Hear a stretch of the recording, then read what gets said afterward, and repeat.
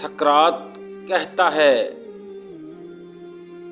जब मैं छोटा था तो मुझे सुबह जल्दी उठना पसंद नहीं था। मेरी माँ को मेरी इस आदत से नफरत थी।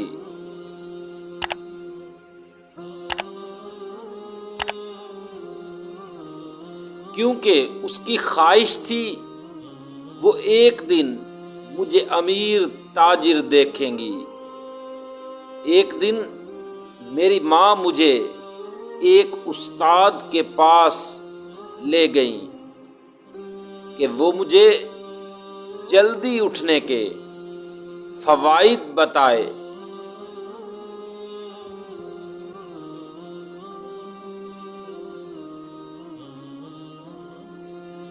उस्ताद, सकरात, मैं तुम्हें एक खूबसूरत कहानी सुनाऊंगा और तुम बताओगे कि तुम्हें इससे क्या फायदा हुआ।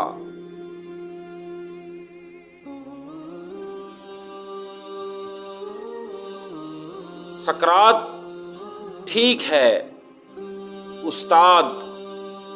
दो परिंदे थे, एक जल्दी नींद से जागा और कीड़े मकोड़े खुद भी खाए और अपने बच्चों के लिए भी लाया।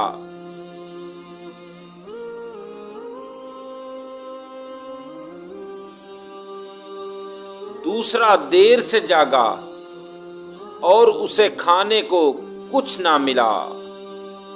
सकरात, कहानी से आपको क्या सबक हासिल हुआ?